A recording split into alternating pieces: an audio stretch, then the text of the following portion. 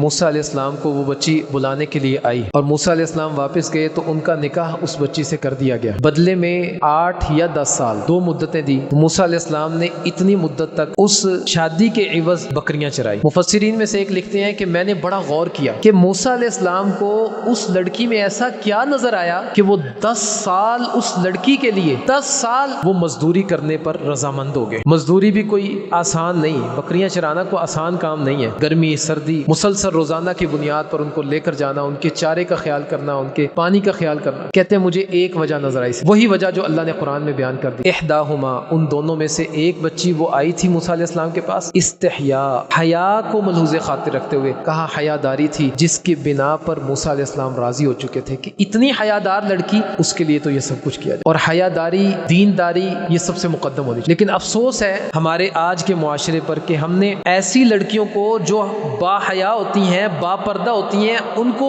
ایک تانا بنا کر رکھتی۔ اگر کوئی لڑکی یہ کہے نا کہ میری شادی میں میری تصویر نہیں بننی چاہیے، میرا چہرہ کسی کو نظر نہیں آئے گا، لوگ اس کو طنز کرتے ہیں، اس کو تان کرتے ہیں، پتہ نہیں کس دور سے اٹھ کر آ گئے۔ حالانکہ یہ ایسی خاتون ہے کہ نبی کریم صلی اللہ علیہ وسلم نے اس کی بڑی تعریف کی ہے۔ اس لیے اپنے گھروں میں حیاداری کو مقدم رکھیں، دینداری کو مقدم رکھیں۔ بچوں کے بچیوں کے رشتوں میں سب سے پہلی چیز دینداری ہونی چاہیے، وگرنہ دنیا داری دیکھ کر تو بڑی بڑی مثالیں ایسی موجود ہیں کہ دنیا داری دیکھی اور نکاح کر دیا اور بعد میں پتہ لگا کہ نہ دنیا کے ہیں نہ دین کے ہیں۔ اس لیے ہمیں چاہیے کہ ہم محمد رسول اللہ صلی اللہ علیہ وسلم کے اس فرمان کو جیسے اللہ کے نبی نے بیان کیا ویسے ہی اس کو لیں۔ بچے بالغ ہو جاتے ہیں ان کا فوراً نکاح کریں، کسی وجہ سے اگر لیٹ ہوتے ہیں تو ان کو آمادہ کریں اس چیز پر کہ وہ روزے رکھیں۔ یہ سرپرست کی سربراہ کی ذمہ داری ہے۔